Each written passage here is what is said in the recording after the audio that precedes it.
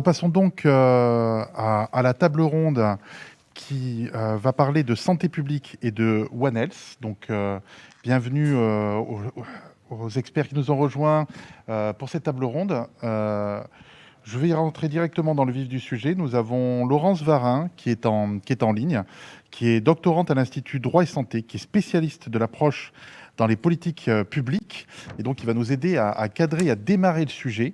La maîtrise de nos dépenses de santé, qu'a évoqué Patrick Hetzel, c'est un enjeu d'autant plus aigu dans un système de santé qui doit faire face à ce qu'on appelle les risques émergents. On a les risques climatiques, virologiques, résistance aux antibiotiques. Je ne vais pas tous les lister là.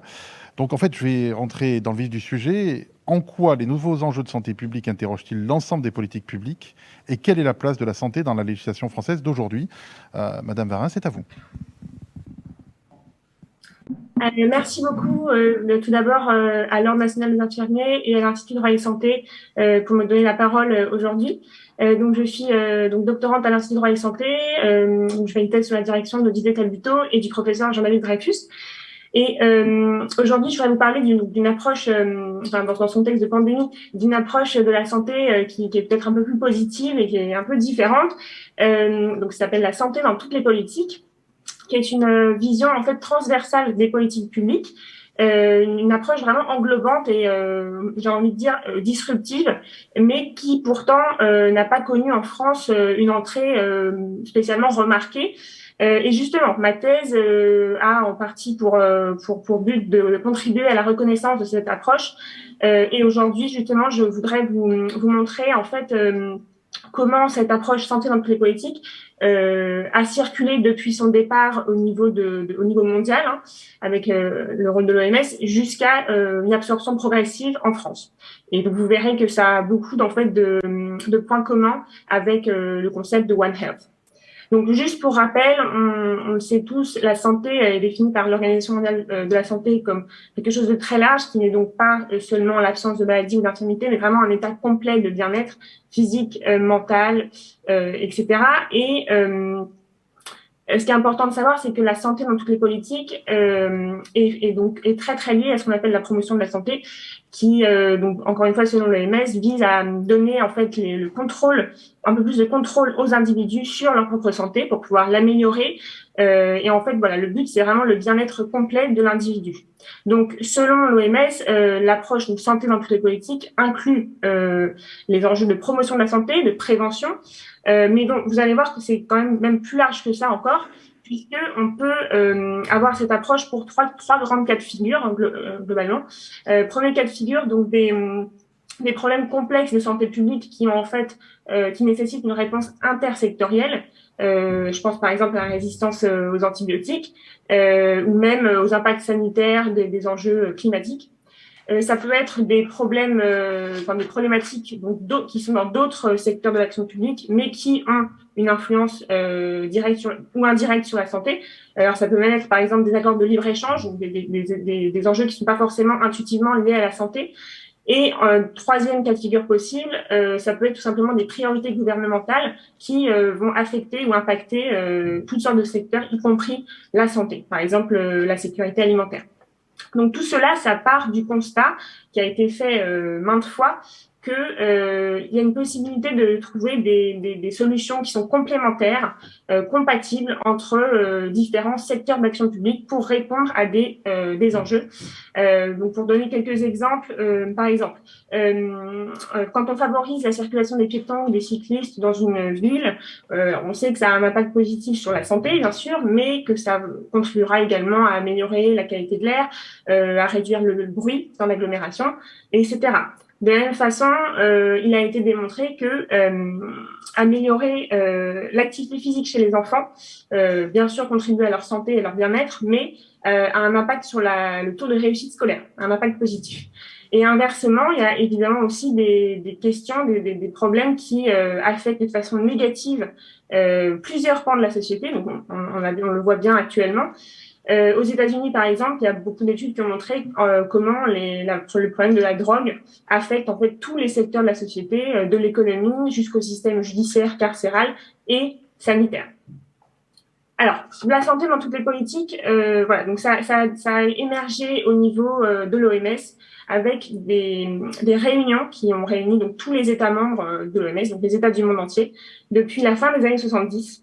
Ils se sont réunis donc très régulièrement et ça se produit encore aujourd'hui dans le cadre de conférences donc mondiales sur des thèmes, donc notamment la promotion de la santé, les environnements sains, dits favorables à la santé, et donc une vision de la santé transversale qui se veut décloisonnante. Et donc, voilà, il y a eu des conférences, on connaît notamment beaucoup la charte d'Ottawa sur la promotion de la santé adoptée en 86, qui donc a été produite lors d'une conférence, une de ces conférences donc, qui a eu lieu au Canada. Bon, j'en citerai juste une autre, mais il y en a eu beaucoup. Donc, il y a aussi la déclaration de Jakarta sur la promotion de la santé au XXIe siècle, qui a été adoptée en 97.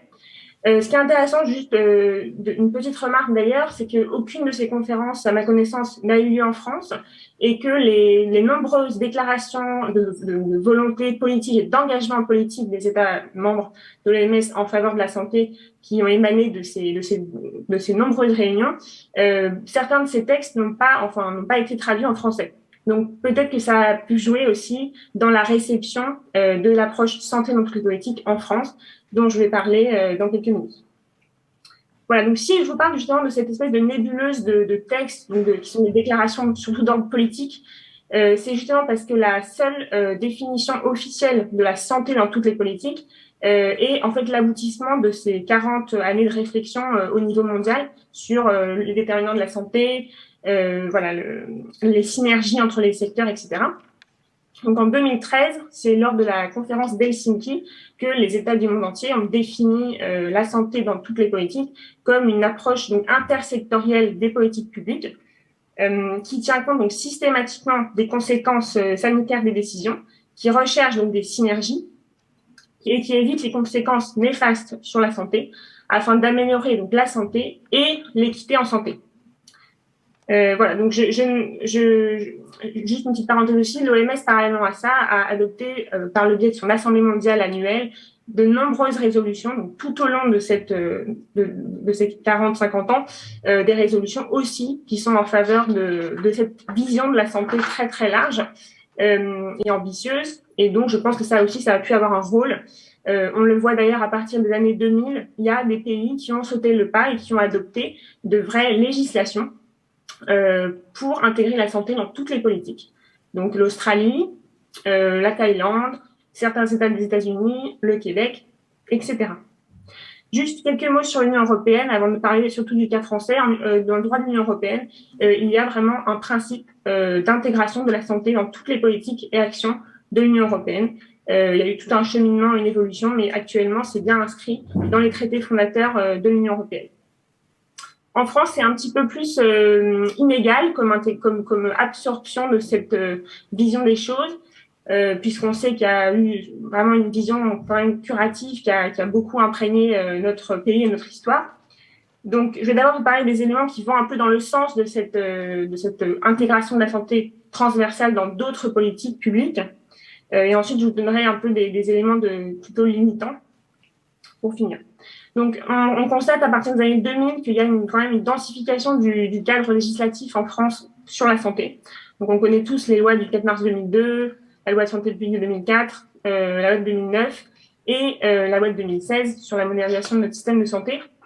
Alors, tous ces textes, justement, c'est très intéressant, font des références aux notions dont j'ai parlé, donc les déterminants de la santé, les inégalités sociales de santé, la prévention, la promotion de la santé. Et même dans la loi de 2016, il y a une mention de ce qu'on appelle l'exposome. Et je pense que ça a un lien intéressant avec le concept de One Health. Donc, il y a une volonté aussi de rechercher des synergies qui se ressentent justement en droit français de plus en plus. Donc, on le voit dans les débats parlementaires, on le voit dans certains textes de loi adoptés. Donc, pour vous donner un exemple, donc, qui est dans un autre secteur, justement, la loi donc, de 2015 sur les ondes électromagnétiques, dite loi Abeille, on voit dedans qu'il y a vraiment c'est écrit dans le texte, qu'il faut concilier justement le développement des nouvelles technologies avec la protection de la santé et de l'environnement. En termes d'application concrète de cette approche en France, on a bien sûr la création du comité interministériel pour la santé en 2014, qui a clairement pour but là de promouvoir la prise en compte de la santé dans toutes les politiques publiques en France. Et puis la propagation aussi de cette approche se fait aussi au niveau vertical en France, puisque on sait par exemple que dans le projet régional de santé Île-de-France, donc porté par l'ARS, il y a comme but, comme objectif, la santé dans toutes les politiques. Un petit exemple juste sectoriel, avec donc le programme national nutrition santé notamment, il y a eu vraiment un fort rapprochement en France depuis les années 2000 entre les questions de santé et d'alimentation. Donc ça, c'est un exemple concret. Aussi avec l'adoption du logo Nutri-Score. Et je me souviens que quand j'étais en début de thèse et que j'avais interrogé François Bourdillon, il m'avait dit que c'était pour lui, le logo Nutri-Score, une des meilleures illustrations de la santé dans toutes les politiques en France. Dernière chose, maintenant juste pour vous donner un peu les limites pour l'instant de l'intégration de cette idée en France, c'est que bien sûr, en droit français, il n'y a pas d'obligation d'intégrer la santé et de la prendre en compte dans les différentes palettes de secteurs publics. Donc voilà, c'est une intégration qui est un petit peu aléatoire en fonction des volontés politiques, des possibilités législatives de chaque moment. Donc il y a encore un manque de reconnaissance, je pense, juridique et aussi un manque de moyens méthodologiques, voire financiers, humains, pour améliorer ça. Et donc, on le voit d'ailleurs par exemple, un petit exemple concret, dans les études d'impact des projets de loi, où on voit que là, en fait, la santé est encore assez à la marge dans des textes qui sont pourtant parfois très en lien avec les questions de santé. Voilà. Donc, pour finir, on peut juste retenir que la santé dans toutes les politiques, c'est une approche donc globale, intégrée de la santé, intersectorielle, qui recherche donc des synergies. Et c'est pour ça qu'elle peut en fait être tout à fait comparée au concept de One Health. Et donc, elle est en fait très en lien avec cette idée. Merci beaucoup. Merci à vous. Alors j'aurais une petite question qui nous vient du chat, où les gens disent mais est-ce qu'en France on est, pardonnez-moi l'expression, à la bourre, donc quels sont les pas que devrait faire la France pour être au niveau de ses collègues européens? Alors justement, donc sans forcément adopter une règle de droit obligatoire, parce que ça serait vraiment, je pense, très compliqué de rendre ça systématique. C'est d'ailleurs pour ça que je pense qu'on peut parler de l'intégration de la santé dans les autres politiques, mais pas forcément dans toutes les politiques, parce que ça, c'est vraiment très, très, très ambitieux. Mais je pense que déjà, si on essayait, par exemple, déjà dans la conception des politiques et de la législation, si on essaie tout simplement de prendre vraiment plus souvent en compte les impacts sur la santé, donc comme je disais dans les études d'impact des projets de loi déjà, ce serait déjà une très, très belle amélioration. Et puis, il y a aussi les études d'impact en santé qui sont, elles, développées au niveau local, très intéressantes aussi, mais qu'on pourrait peut-être développer davantage. Très bien, bah écoutez, merci beaucoup et merci infiniment pour votre intervention. Nous ne le communiquerons pas là, mais beaucoup de gens disent quand a lieu la soutenance. Voilà, donc je vous pose la question, vous n'êtes pas obligé d'y répondre et je vais passer à Madame Naval, mais merci beaucoup en tout cas. Merci à vous, merci. Madame Catherine Deroche, vous êtes sénatrice de Maine-et-Loire depuis 2010, présidente de la Commission des affaires sociales du Sénat, membre du conseil d'administration de l'Institut national du cancer, de la Commission des comptes de la sécurité sociale, mais surtout en termes d'actualité, vous êtes également rapporteur de la commission d'enquête sur la situation de l'hôpital et du système de santé en France, dont les travaux sont en cours et font très largement parlé d'eux, notamment sur des témoignages qui ont été extrêmement forts. Et lors de l'installation de cette commission, vous avez alerté, alors je vous cite, sur la situation extrêmement critique dans laquelle se trouve un grand nombre d'établissements qui, disiez-vous, exigent des réponses fortes sur l'organisation et le fonctionnement de l'hôpital, mais également une réflexion plus globale sur la place de l'hôpital dans l'organisation du système de soins. Alors, à la lumière de ces travaux, de la commission d'enquête, de manière plus générale sur les travaux de la commission des affaires sociales, vous qui êtes aussi garant des territoires, quel constat dressez-vous sur notre système de santé français et quelles sont les solutions qui doivent être mises en place? Alors, si je dois répondre à la première question, d'abord, je voulais vous remercier pour cette invitation. Si je dois répondre à la première question sur les conclusions de la commission d'enquête sur l'hôpital, je ne peux pas vous les donner puisque vous avez essayé. Nous sommes en cours et nous allons d'ailleurs bientôt entendre l'ordre des infirmiers. Ce qui est clair, si je pars de ce point-là, c'est que lorsqu'on a lancé cette commission d'enquête, que c'est une situation tendue, si je puis dire, ou voir les termes, mais un hôpital qui est en grande difficulté, nous avons souhaité intégrer à la fois ce qui est intrinsèque à la situation de l'hôpital public, mais aussi comment l'hôpital public au sein du système de santé se trouve à parfois accueillir des patients qui pourraient être pris dans d'autres secteurs, que ce soit en amont, si on pense aux urgences, ou en aval, après l'hospitalisation. Ce qui ressort néanmoins des dernières auditions qu'on a faites, c'est que la notion de santé publique est importante, parce que lorsque des hôpitaux se retrouvent confrontés à accueillir en effet des patients, et souvent la difficulté de ces patients chroniques avec des comorbidités qui sont parfois difficiles, notamment intégrées, si je parle financement, dans ce qu'est la tarification à l'activité, mais aussi dans la difficulté de trouver des établissements pour les accueillir lorsqu'ils quittent l'hôpital, on se rend compte que la part de ce que représente l'état de santé de nos concitoyens qui arrivent avec des comorbidités, et la crise sanitaire le montre, on sait très bien que les personnes les plus fragiles sont celles qui ont des comorbidités, ça plaide en effet pour avoir un système qui soit de prévention, de promotion de la santé, de dépistage, qui fasse que, en effet, nos concitoyens soient en meilleure santé. On le voit bien d'ailleurs, il y a à la fois une triple transition, qui est la transition démographique avec le vieillissement de la population, une transition écologique, et les notions de santé-environnement sont majeures. Notre commission a fait un rapport sur santé-environnement, et lorsqu'on pense cancérologie, par exemple, moi je plaide pour un rapprochement des données de santé qu'on nous annonce du Green Data Hub et du Health Data Hub, pour croiser justement des données de santé qui permettent de voir l'influence de l'environnement sur la santé. C'est vrai pour des cancers. Moi, j'ai dans ma région des cancers de l'enfant dont on n'arrive pas à savoir s'il y a un lien. Et les familles nous disent, mais on nous cache. Non, on ne cache pas, mais on ne sait pas quelle est la réponse. Et je pense que ça, c'est très important. Donc, ce qui est clair, c'est que cette transition démographique et le contexte environnemental est majeur en matière de santé. On le voit aussi qu'on a en France une population avec les gens vieillissent, mais vieillissent peut-être en moins bonne santé que dans d'autres pays. C'est le cas par exemple par rapport à l'Espagne, où nous avions fait une mission en Espagne. Donc d'où l'intérêt en effet de prendre plus de place. Il y a eu des progrès. On ne peut pas dire que la France soit simplement sur du curatif. Il y a des progrès qui ont été faits en matière de prévention, de dépistage, de promotion. C'est fait au niveau national, mais François Bourdillon en parlera beaucoup mieux que moi. Mais c'est fait aussi au niveau local. Il y a beaucoup en milieu local par les contrats locaux de santé. Moi, j'étais jusqu'ici en région des Pays de la Loire en charge de la mission santé. Il y avait un gros travail qui était fait, même par les collectivités, dans le cadre des contrats locaux de santé, ou des appels à projets sur les addictions des jeunes, sur la promotion de l'activité physique, sur beaucoup de choses qui sont faites. Mais c'est vrai qu'il y a encore des progrès à faire.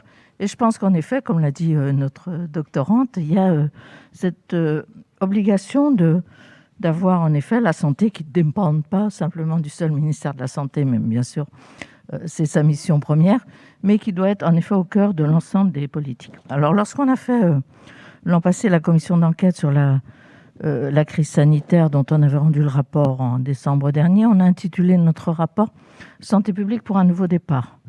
Ce qui était significatif de l'analyse de cette crise que l'on pensait terminée et dont on voit qu'elle continue encore puisque l'épidémie se poursuit. Et on s'est aperçu en effet qu'il y avait déjà en matière d'expertise scientifique une méfiance aussi de la population que l'on voit encore sur les messages qui sont donnés, avec aussi des contradictions qui ont fait que ça a été compliqué et que ça reste compliqué, mais néanmoins une forme de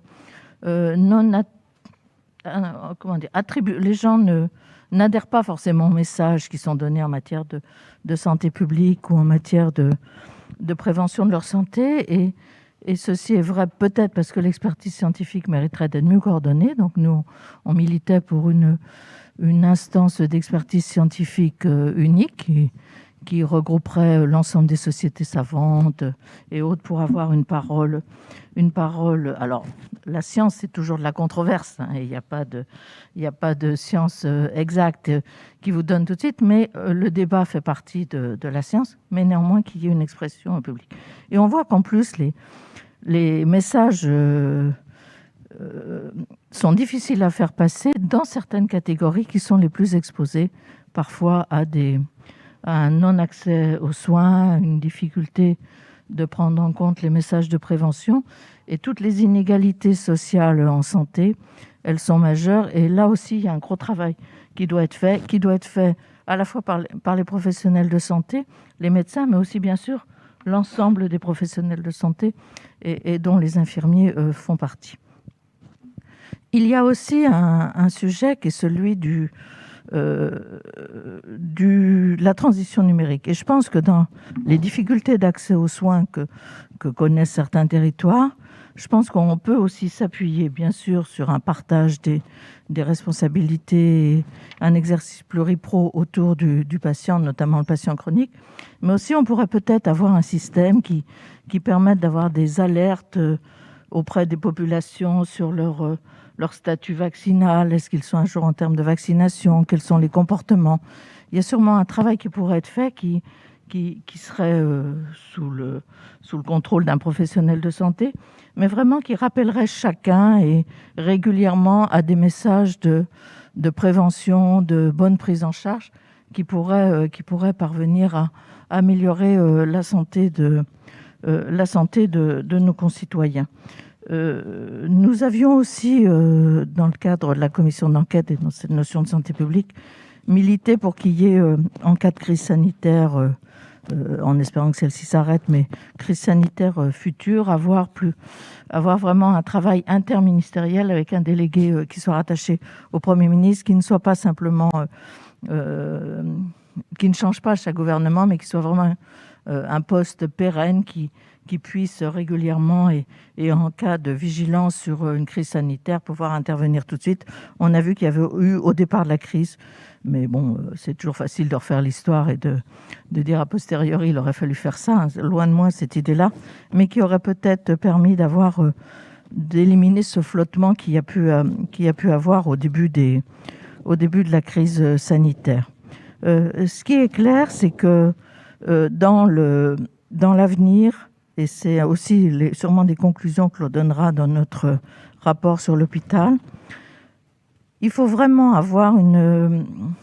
savoir quelle est, à l'échelon du bassin de vie populationnel, la meilleure structuration et la meilleure mise en commun des différents professionnels de santé, que ce soit l'hôpital public, les cliniques privées, les médecins, les professionnels de santé, qui soient organisés en communauté professionnelle territoriale de santé, mais comment, à l'échelon territorial, on peut mettre en place un système qui soit le plus adapté au territoire, à la santé du territoire et aux enjeux de santé du territoire, mais aussi comment le patient pris en charge peut l'être sans arriver à ce que l'on voit actuellement, qui est cette surcharge d'hôpitaux. Est-ce qu'il faut créer des structures intermédiaires? C'est compliqué. Pour l'instant, j'ai pas la solution et je n'ai pas le modèle, mais je pense qu'il faut vraiment que l'on travaille sur ce point-là, de façon à ce que l'hôpital revienne à ce qu'était sa vocation première et que tous les acteurs de santé autour puissent retrouver la confiance dans leur métier. On le voit, hein, c'est une des crises aussi, c'est une crise de confiance. Redonner du sens à la fois à l'hôpital, mais redonner du sens aux professionnels qui y travaillent, mais aussi à l'ensemble des professionnels qui sont en exercice libéral à côté de l'hôpital, pour ensemble retrouver cette notion de vraiment service auprès de la population, pour la santé des populations.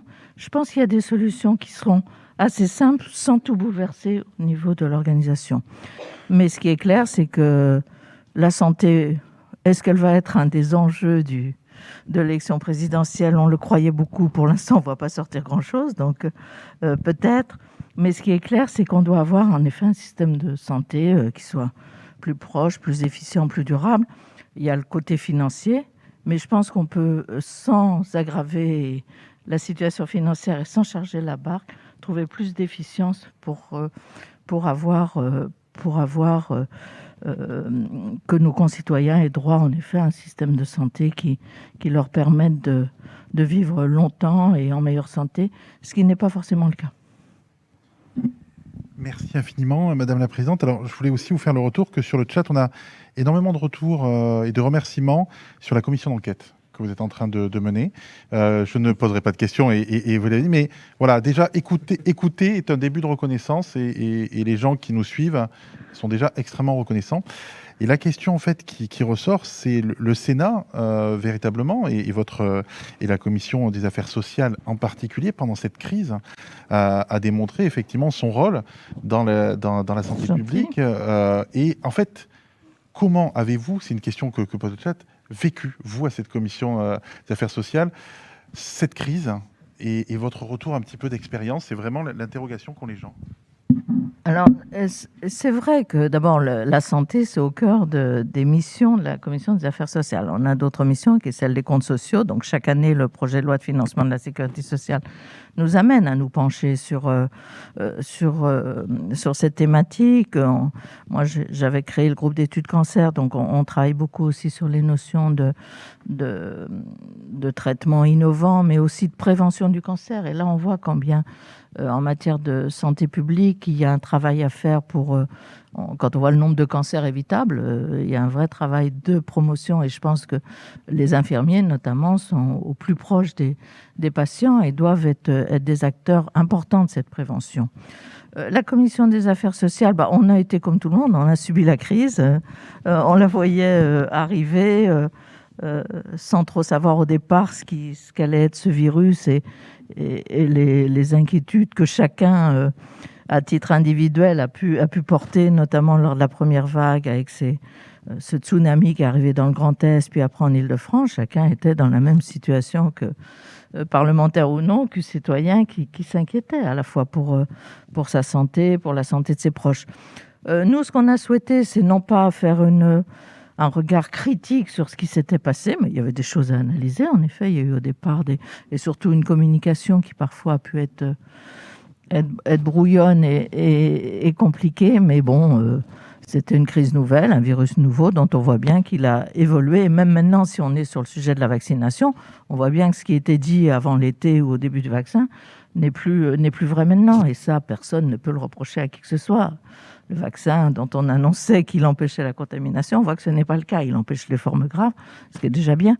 Donc nous, on essaie à chaque fois de s'informer auprès de ceux qui sont les institutionnels qui nous informent, que ce soit la Haute Autorité de Santé, le Conseil scientifique, l'Agence nationale de sécurité du médicament, mais à chaque fois avec un objectif, c'est de trouver des solutions et de pouvoir faire des propositions, qu'elles soient législatives ou pas toujours législatives. Sur l'enquête, sur l'hôpital, on a bien vu qu'un des facteurs qui gèrent le pilotage de la crise sanitaire, c'est quand même la tension des hôpitaux. L'objectif, c'est de ne pas mettre en tension les services de réanimation.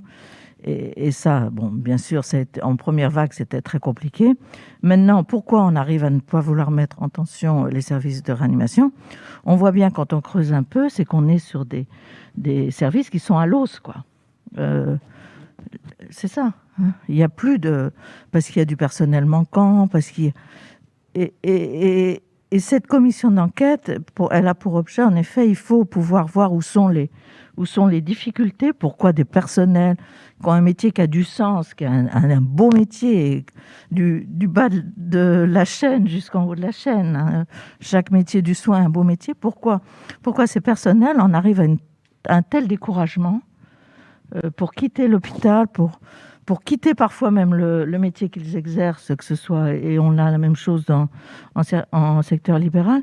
Il faut vraiment qu'on trouve les causes et surtout trouver des remèdes. Il y a des moyens, il y aura des remèdes de court terme, si je puis dire, des solutions de court terme, mais il y en aura d'autres qui seront de plus long terme sur la gouvernance, sur l'organisation des soins. Mais je pense que il y a urgence à agir à tous les niveaux et hôpital au cœur du système de santé. Merci infiniment, Madame la Présidente, et je vous adresse aussi les remerciements de tous les gens qui nous suivent pour ce travail de reconnaissance. Merci beaucoup.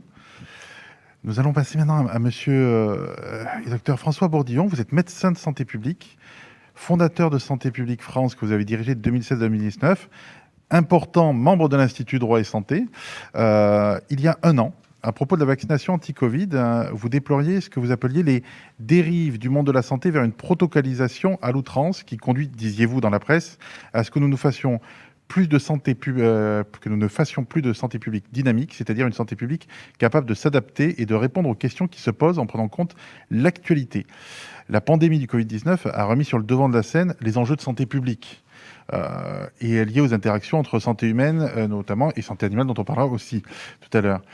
La question que je vais vous poser, c'est quels sont, selon vous, les moyens de réussir à déployer cette santé publique dynamique dont vous appelez de vos voeux, quels sont les ressorts et quels sont les objectifs que vous jugeriez prioritaires dans le cadre des échéances présidentielles?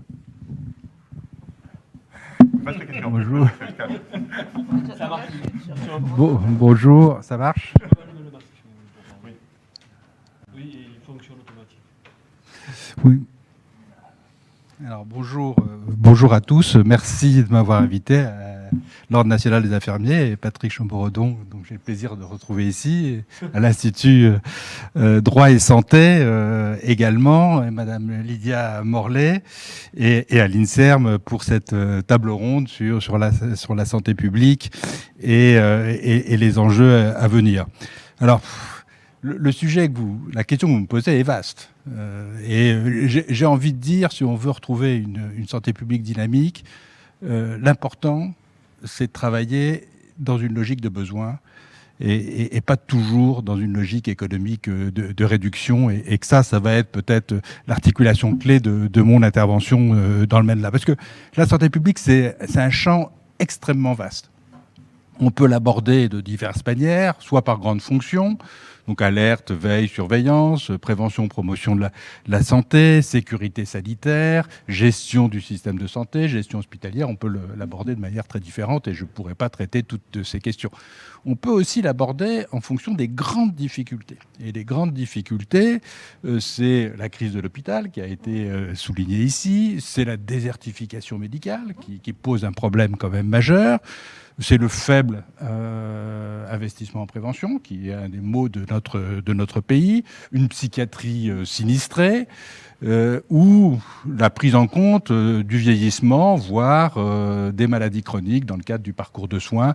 Dans tous ces domaines, nous avons à faire des efforts. Et si je reprends l'intervention de Madame Varin, il y a la santé dans toutes les politiques, et en particulier la santé environnement, qui a été aussi soulignée par Madame de Roche, qui sont des problématiques. Alors, répondre à toutes ces questions, dans le quart d'heure qui m'est accordé, je vais avoir du mal. Alors j'ai choisi de prendre deux angles qui me paraissent aujourd'hui prioritaires et pas forcément ceux que je traite d'habitude. Le premier, c'est l'accès aux soins en ambulatoire et les nouveaux modes d'exercice en ville, tout métier professionnel de santé, parce qu'on est quand même avec l'ordre des infirmiers, et puis la prévention, promotion de la santé. Alors d'abord, l'accès aux soins en ambulatoire, on peut l'aborder selon plusieurs angles. Et c'est ça la vraie santé publique dynamique. On peut l'aborder en fonction des Français. Les Français, eux, ils disent nous, on a du mal à trouver un médecin traitant, ou quand j'en trouve un, j'ai des délais de rendez-vous qui sont insupportables, qui s'allongent de plus en plus, et on voit bien l'impact que ça a. Puisque pas de docteur, on va aux urgences et on se trouve dans des difficultés de la bonne structure au bon endroit, je dirais. Et puis, il y a ces inégalités territoriales qui sont quand même une vraie grosse problématique. Tous les territoires ne sont pas égaux. Il y a des territoires avec quand même plus de médecins que d'autres, ou certains qui sont très diversifiés. On peut le prendre sous l'angle des maires et des communes, qui eux disent « Attendez, mais nous on n'a plus de docteurs, on n'a plus de professionnels de santé, c'est un vrai drame, il faut faire quelque chose ». Et moi je voudrais rendre hommage aux maires qui très vite se sont sensibilisés pour essayer de trouver des solutions pour faire de l'attractivité pour les professionnels de santé. On peut le prendre sous l'angle du gouvernement, qui est bien conscient que la désertification médicale est un problème et qui essaie de faire des aides à l'installation, qui essaye de prendre un certain nombre de mesures pour dégager du temps médical. Je prends les assistants médicaux, les délégations de tâches pour les infirmières, la téléexpertise, ou pour favoriser l'exercice coordonné. Il y a les élus, ils disent si on faisait de la planification dure, comme pour les pharmaciens et les infirmiers, je ne crois pas que ce soit une bonne idée, mais ça revient régulièrement. Et puis il y a les docteurs ou les autres infirmiers qui disent nous, on veut répondre aux besoins de nos patients et on ne peut plus faire face aux demandes. D'ailleurs, quand il y a un médecin qui s'en va, c'est 1500 patients qui se retrouvent sans docteur. Et pour les infirmiers, je ne sais pas quel est le chiffre, mais probablement relativement important. Et qui disent aussi, nous, on ne veut pas travailler comme les docteurs avant et on veut une meilleure qualité de vie. Et pour ça, il faut essayer de travailler de manière coordonnée. Et travailler en fonction des besoins des populations. Et je pense qu'honnêtement, c'est une médecine moderne, bien identifiable par la population, dont on pourrait fixer un certain nombre d'objectifs. D'abord, répondre aux besoins de la population, et sur les deux thèmes qui sont aujourd'hui mal pris en compte, le vieillissement de la population et les populations atteintes de maladies chroniques. C'est aussi permettre, si on a des structures qui se créent sur les territoires, de faire de la bonne permanence des soins. Parce que ça, c'est important. C'est aussi accompagner avec les professionnels paramédicaux et les secrétariats, les personnes dans leurs difficultés d'accès aux soins. C'est augmenter le temps médical. Parce que si on fait de la délégation de tâches, on augmente, ou des assistants médicaux, on augmente ce temps-là. C'est rompre avec l'isolement de l'exercice médical et c'est permettre peut-être dans ces structures multidisciplinaires de faire de la prévention, promotion de la santé que l'on fait très peu. Voilà. Et d'une manière générale, si on arrive à pousser ce type d'exercice, je pense qu'on pourrait améliorer la qualité de vie des professionnels et même, je pense, si on veut parler en démocratie sanitaire, et Didier Tabuteau serait content, on est au 20e anniversaire de la loi de 2002, permettre la participation des usagers au sein de ces maisons de santé pluriprofessionnelles. Alors, je voudrais dire que sur ce mode d'exercice, il y a eu un bilan de la sécurité sociale, la CNAM, dessus, et qui dit, finalement, il y a des meilleurs indicateurs de santé publique lorsqu'on a des territoires menés par des maisons de santé pluriprofessionnelles, et on arrive à réduire un petit peu la désertification médicale et en plus on a des meilleurs fils actifs. C'est quand même des éléments positifs et donc c'est un modèle politique sur lequel je pense qu'il faut pouvoir travailler. Alors j'aime bien faire des propositions quand je fais quand je fais des exposés de santé publique. Genre, j'ai envie de dire, pour reprendre ce que disait Madame Deroche, il faut de la planification. Et la planification, à mon avis, elle est liée aux ARS et aux communautés de communes. Il faut absolument qu'il y ait un travail conjoint qui permette d'identifier les endroits où on veut implanter des maisons de santé pluriprofessionnelles, en sachant qu'aujourd'hui, pour les médecins, 80% travaillent dans l'individuel et 20% plutôt en groupe. Et donc, on est quand même très, très loin de l'objectif. Il faut offrir des locaux, parce que d'abord, il faut adapter les locaux, et puis il faut permettre à une maison de santé pluriprofessionnelle de travailler avec des médecins, des psychologues, des médecins généralistes et spécialistes, des infirmiers, des assistants médicaux, et aussi permettre l'accueil de jeunes. Et l'accueil de jeunes, c'est les médecins en formation, c'est les infirmiers ambulatoires en formation qu'il faut absolument pouvoir accueillir dans de bonnes conditions. Et puis, il faut probablement ouvrir à de nouveaux modes de rémunération. Alors, acte, salarié, c'est compliqué, mais en tout cas, un bonus pour ceux qui travaillent en groupe, en multiprofessionnel, c'est probablement très attendu.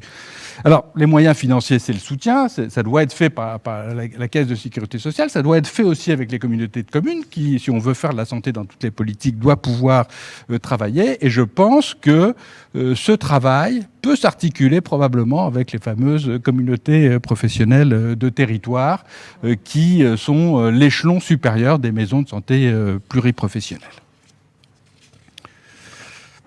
Voilà ce que je voulais dire dans ce domaine-là. Alors l'autre chose que me paraît important, c'est la prévention. Alors la prévention, c'est pour éviter la maladie, on est bien d'accord, mais c'est aussi la santé dans toutes les politiques, c'est améliorer la qualité de vie sans incapacité dans notre pays. Alors la Cour des comptes dit on n'est pas plus mauvais que les autres pays. Elle dit finalement on dépense 15 milliards, c'est suffisant. Ma réponse est non. Parce que si on regarde sous l'angle des besoins de la population, on constate quoi ? Que la PMI, que la santé scolaire sont sinistrés, que les centres médico-psychologiques sont sinistrés. Et pourtant, ce sont des bons éléments de réduction des inégalités sociales. Si on regarde tabac, alcool, nutrition, il y a encore tellement à faire dans le sujet. 75 000 morts pour le tabac, 48 000 morts pour la pollution atmosphérique, 41 000 morts pour l'alcool. Franchement, il y a encore des marges de manœuvre qui sont relativement importantes. Et si on veut avancer, il faut avoir une vision politique. Alors on a Ma Santé 2022, certes, mais il faut aussi des relais sur le terrain. Et les relais sur le terrain, c'est quoi ? C'est des professionnels de santé au plus près de la population, mais c'est aussi des associations qui travaillent pour faire de la prévention-promotion de la santé au plus près du lieu de résistance des gens et qui sont capables de porter la parole publique et de faire, avec une certaine forme de démocratie, naître des initiatives originales. Alors, pas tout protocolisé, comme vous le disiez tout à l'heure. Je pense que si on fait confiance à la population, on peut trouver des éléments riches dans ce domaine. Alors, pour ça, il faut des moyens financiers. Alors, on voit bien les limites aujourd'hui de l'assurance maladie. En plus, avec la crise, la présidente des affaires sociales du Sénat va me regarder tout rouge. Mais honnêtement, il a été inventé un système qui est intéressant, c'est la taxe sur les produits toxiques, donc le tabac. On a fait un fonds tabac qui est devenu fonds addiction, très bien. Je pense qu'on pourrait l'élargir à l'alcool, on pourrait l'élargir sur les paris. Je pense qu'il faut vraiment aller dedans. J'ai même noté qu'il y avait eu un amendement du Sénat non retenu sur ce domaine-là.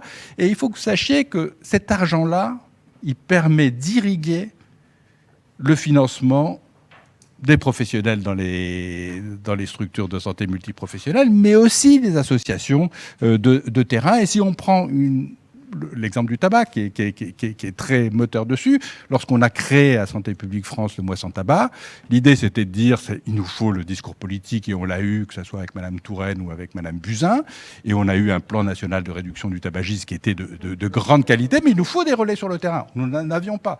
Et donc on a tout fait pour essayer d'avoir des actions de terrain, et le fonds tabac, en particulier, a permis, avec le soutien des ARS, de créer à chaque mois tabac 10 000 actions sur l'ensemble du territoire. Et c'est ça qui fait changer la donne, et c'est ça qui fait que l'on fume moins. Et donc, je plaide pour l'élargissement de ce fonds dans la contribution au fonds, en ayant des taxes sur les produits gras et salés, sur l'alcool en particulier, et sur les jeux et paris en ligne, dont on nous fait tant de publicité. Alors, je vais faire une conclusion sur les infirmiers.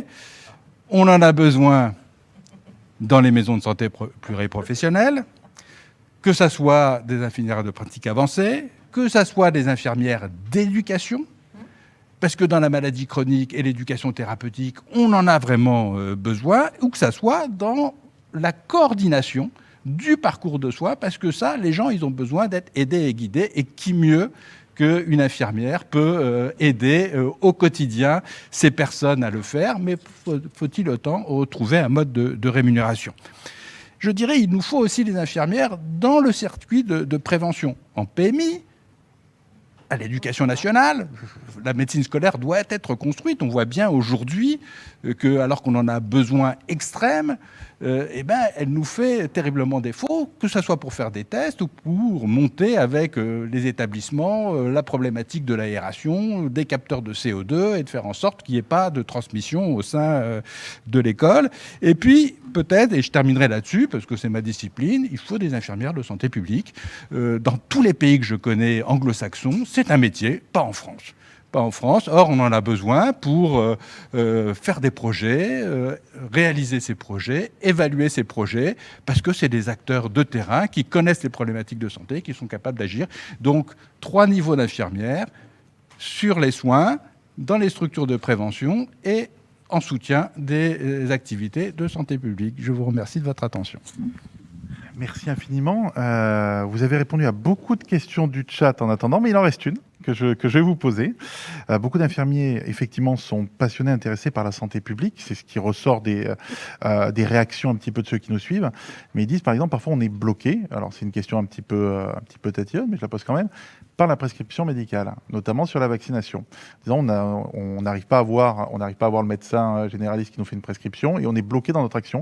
Est-ce qu'il ne faudrait pas un peu plus d'autonomie pour les infirmiers en santé publique ? Alors ça, c'est pas en santé publique, c'est en soins, et en prévention dans ce domaine-là. Ça fait très longtemps que je dis que les pharmaciens et les infirmières devaient pouvoir vacciner. Maintenant, ils ont le droit et on voit bien que c'est très utile et que c'est pas incongru de l'avoir dit il y a maintenant 10 ans et qu'on voit que c'est utile.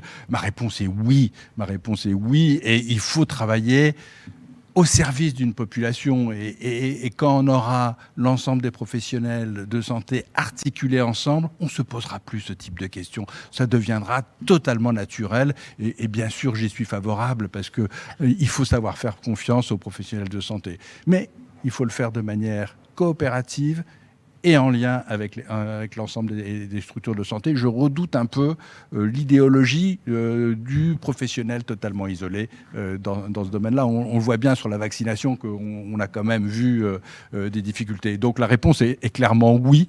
Il faut faire confiance aux infirmiers et plus on les reconnaîtra dans leur travail, plus ils auront, je dirais, envie de garder ce beau métier qui est le leur et de ne pas quitter au bout de 5-10 ans leur métier pour faire autre chose parce que c'est un métier dur et difficile. Merci infiniment, merci beaucoup pour ce retour. Sur le chat, ils sont ravis, je vous le dis de suite. Je vais ensuite passer à Monsieur Jacques Guérin. Vous êtes président de l'Ordre national des vétérinaires. Vous êtes vice-président du CLIO, qui regroupe les professions réglementées, dont Patrick Chamboredon est le président. Jacques Guérin, début 2021, vous avez rappelé que l'habitude de modélisation des crises sanitaires animales permettrait d'alerter sur certains risques et vous avez plaidé très vite pour une prise en compte des savoirs pluridisciplinaires afin d'endiguer la pandémie du Covid-19. Donc, question simple, rapide. Au début de la crise sanitaire, vous avez déclaré que médecine humaine et médecine animale ne forment qu'une seule santé. Pouvez-vous expliquer en quoi consistent ces interdépendances et quels déplacements les invitent pour renforcer l'efficacité de nos politiques publiques en santé ? Merci de me donner la parole. Merci d'abord à Patrick Chamboredon qui prend un risque en m'invitant. Merci à l'Institut de droit et santé. Je dirais que j'espère ne pas être un alibi finalement dans cette table ronde concernant One Health, parce que j'étais un peu inquiet en début de table ronde. One Health, c'est pas One Human Health, c'est One Health. Et on est un certain nombre de professions qui partageons la racine santé. La santé humaine, bien entendu, qui est importante, qu'il faut pas, dont la qualité des soins est importante. Et on voit bien qu'aujourd'hui, les politiques de santé sont éprouvées, les professionnels de santé sont éprouvés avec la pandémie SARS-CoV-2. Mais il y a aussi la santé animale. La santé animale, c'est les vétérinaires, c'est un angle d'attaque qui est un petit peu différent et qui aujourd'hui est aussi très impacté par un certain nombre de crises sanitaires, animales. Je pense à celle du sud-ouest avec les canards, les volailles. Je pense aussi au risque de peste porcine africaine que nous avons en Italie. Je pense aussi à des sujets type brucellose en Savoie, en Haute-Savoie, avec les bouquetins du Bargy, avec l'interaction avec la biodiversité et la faune sauvage. Et je pense aussi à des problématiques de brucellose sur les chiens, notamment lors d'imports de chiens qui viennent de pays de l'Est. Donc on a un certain nombre de problématiques qui sont des problématiques animales avec un risque important de transfert finalement de ce risque par le passage de la barrière d'espèces qui à un moment donné peut se faire. Et donc là, je dis qu'il y a un intérêt à ce que nous décloisonnions en dehors de décloisonner les professionnels de santé entre eux, ce qui est un sujet certainement sur lequel je ne suis pas compétent. Par contre, il faut aller au-delà. Et santé animale, santé des hommes, c'est aussi santé des plantes. Et là, vous avez toute l'agronomie qui est derrière, et vous avez des exemples très concrets aujourd'hui. C'est la problématique de la betterave, hein. Vous avez la problématique des carottes aussi, qui sont attaquées par des parasites. Vous avez le problème des tomates qui ont... Bon, voilà. Donc la santé des plantes, en quoi est-elle importante? C'est une activité nourricière pour l'homme, et dès lors que la santé des plantes est garantie, la santé alimentaire est plus facilement garantie aussi, en dehors des questions qui sont liées au Nutri-Score et qui sont liées à l'obésité ou autre. Et puis, je dirais que si on veut finir de dézoomer cette approche qui est, pour moi, je ressens trop centrée sur l'homme, sur le soin, sur la capacité de l'hôpital à pouvoir traiter ou pas la pandémie actuelle, je dirais qu'on va parler pour moi, ce qui est intéressant, c'est la santé de l'écosystème. Et j'irais même jusqu'au socio-écosystème, c'est-à-dire comment un savoir vivre ensemble peut être encore possible par territoire, et comment on va pouvoir résister ensemble pour que l'ensemble de la chaîne de prévention s'applique et n'impacte pas la santé de l'homme in fine, si on veut mettre cet indicateur-là en exergue. Et donc, voilà, par exemple, comment peut-on faire pour prévenir l'arrivée d'un virus qui viendra par le moustique, avec je dirais le réchauffement climatique, avec les transports, avec les avions, avec l'ensemble des interactions que nous avons entre continents, qui fait qu'aujourd'hui les virus n'ont pas de frontières. Vous rajoutez un petit peu de trafic des animaux, notamment de la faune sauvage, et vous avez un risque pas nul qu'à un moment donné, nous ayons un foyer d'Ebola qui arrive en France. Voilà. Et c'est, je dirais, notre devoir à tous, scientifiques, de pouvoir détecter le plus vite possible les signaux précurseurs d'une maladie potentiellement zoonotique, le SARS-CoV-2 étant un exemple. Et donc, l'idée, c'est que nous coopérions. Et One Health, encore une fois, ce n'est pas One Human Health. Et la profession vétérinaire, elle a quand même subi un certain nombre, je peux dire, d'affronts, mais d'incompréhension par rapport aux professions de santé. Je vais vous prendre l'exemple de la biologie médicale, par exemple. Bon, voilà, il y a quelques années, en 2013, nous avons une ministre de la Santé qui nous a dit « chacun son métier, les vaches seront bien gardées ». Vous aviez une formation qui était très bien, je dirais, perçue par les médecins, les pharmaciens, les vétérinaires, qui était une formation commune en biologie. Les vétérinaires ont été, si vous me permettez l'expression, virés de cette formation. Et depuis, la biologie vétérinaire, elle est, je dirais, dans une déshérence complète et dans un vide juridique complet.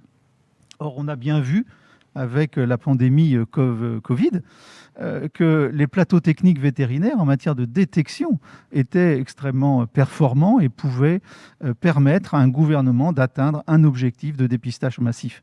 Et c'est là où je dis qu'il ne faut pas être aussi cloisonné que l'on est aujourd'hui. Et quelque part, pour avoir été un des petits acteurs qui fait que nous avons eu un vétérinaire au sein du comité scientifique, je peux vous dire que ça n'a pas été simple. Pas simple du tout, même. Et à la limite, on s'est dit, mais qu'est-ce que vient faire un vétérinaire dans des problèmes aussi importants que ceux de la santé humaine? Il va s'ennuyer, ce garçon. Mais voilà. C'est là où je dis qu'en termes de One Health et de décloisonnement, on a des progrès à faire. Alors, la profession vétérinaire, en quoi elle peut être utile? Vous savez que sur les maladies animales, sur la surveillance des maladies animales, nous avons mis en place, le gouvernement, le ministère de l'Agriculture a mis en place, avec l'ANSES, des plateformes d'épidémiosurveillance. Alors, vous avez la plateforme ESA qui va correspondre à l'ensemble des animaux dont on consomme, si vous voulez, la chair et les produits, pour la santé publique et puis pour la sécurité sanitaire des aliments. Voilà, c'est quelque chose qui marche très bien, et dès que vous avez des professionnels sur le terrain, et dès qu'il y a un certain nombre d'informations qui arrivent soit par les professionnels, soit par les prélèvements qui sont faits à l'occasion des chaînes d'abattoirs, mais aussi des dépistages qui sont prévus, vous avez un certain nombre d'informations qui remontent. Très bien, ça marchait très bien. Vous avez un autre exemple qui aujourd'hui fait référence aussi, c'est sur les équidés, sur les chevaux. Vous avez un réseau d'épidémiosurveillance qui s'appelle le RESP et qui permet, par exemple, vous avez peut-être pu percevoir ça il n'y a pas très longtemps, d'envoyer des alertes lorsqu'il y a un problème de grippe qui commence à affecter les écuries ou les champs de course. Donc voilà, ça fonctionne bien. Et encore une fois, c'est prendre l'information au départ, la valoriser, la remonter, la centraliser. Et nous sommes en train de monter avec les organisations professionnelles techniques vétérinaires un autre réseau qui est celui des animaux de compagnie et des nouveaux animaux de compagnie. Parce que là, on voit bien que c'est aussi une des conséquences finalement de la période que nous vivons de pandémie, c'est que l'homme a eu besoin de créer un lien avec un animal quand il était seul, isolé, et que ce lien-là, homme-animal, est un lien qui est aussi thérapeutique dans certains moments pour éviter la complète désocialisation de personnes isolées. Mais ceci dit, ça veut dire qu'on a une promiscuité entre un animal et un homme, que de temps en temps les principes même de l'hygiène de base ne sont pas forcément respectés. Quand vous prenez le bain avec votre chien ou avec le chat, c'est plus difficile, mais avec le chien, on peut se poser les questions de savoir si c'est vraiment bien cohérent, tout ça. Enfin bon, voilà. Et on s'est posé la question aussi de savoir si l'animal était porteur du virus, s'il le transmettait, si c'était lui finalement qui était le réservoir et qui renvoyait à l'homme. Donc vous voyez, il y a un certain nombre de questions qui se posent sur lesquelles on va avoir des réponses communes.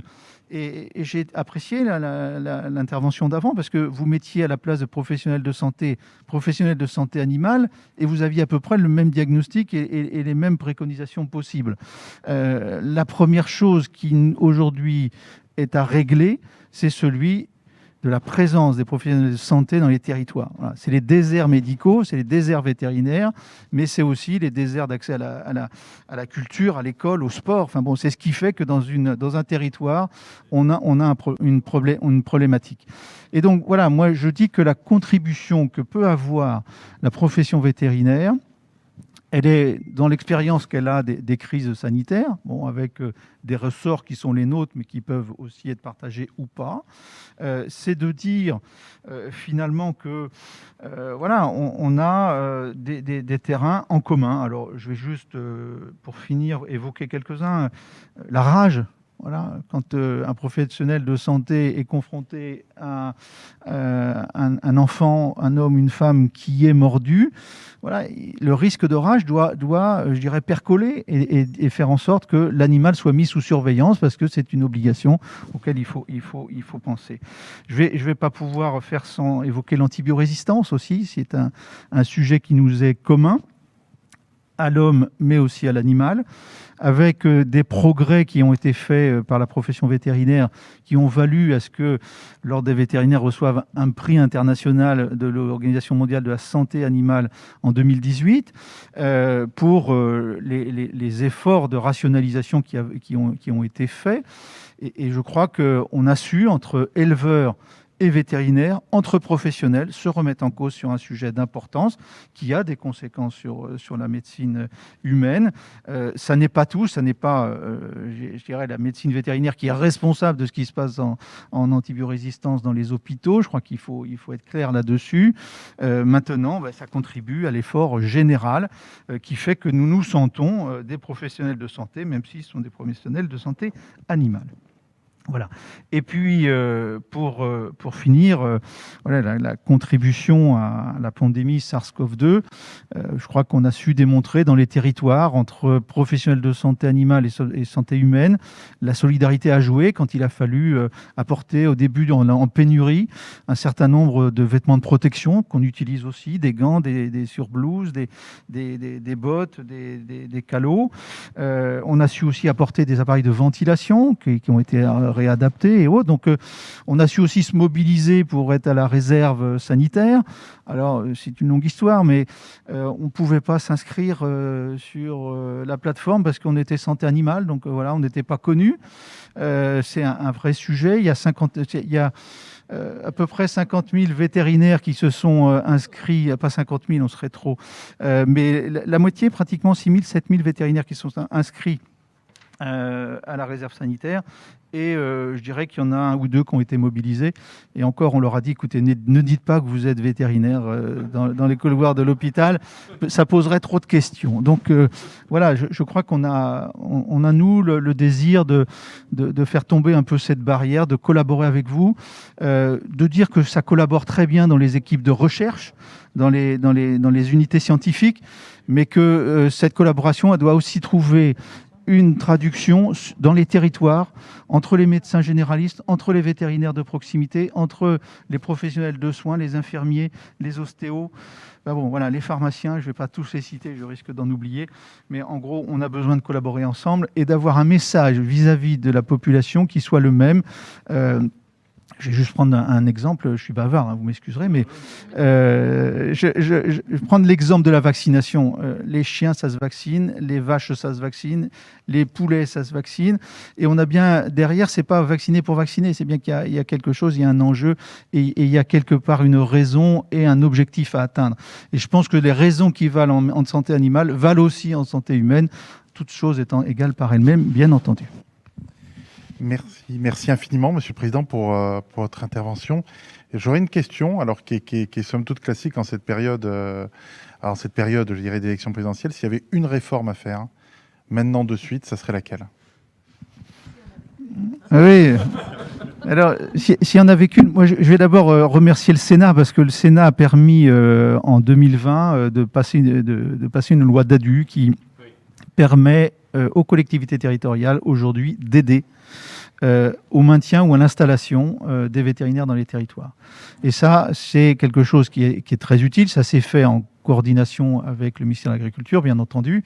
On a maintenant les décrets d'application, l'arrêté d'application.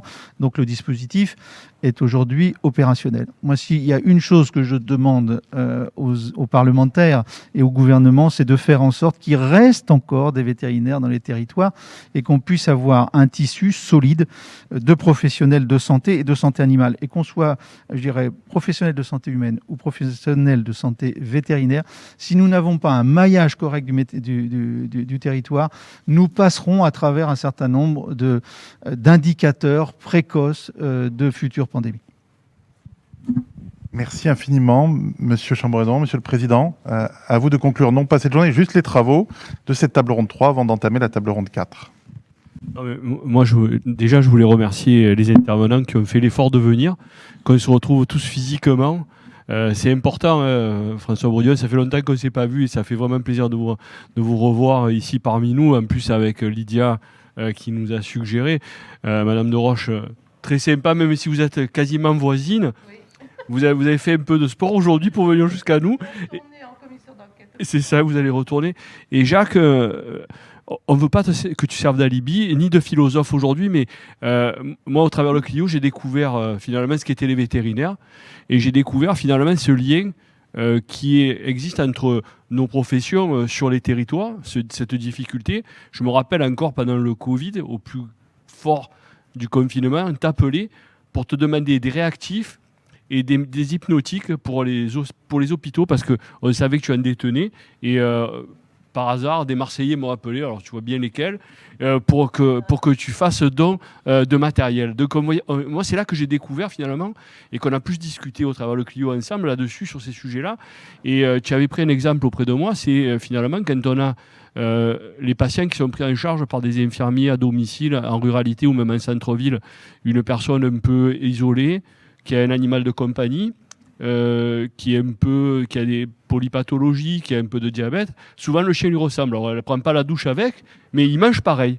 Et donc ça, je me suis dit, il y a quand même un observatoire, il y a des échanges qui peuvent avoir lieu entre finalement les professionnels de santé et les professionnels de la santé animale. Et puis, ce qu'on mange, tout ça, c'est aussi très important et c'est la part des vétérinaires.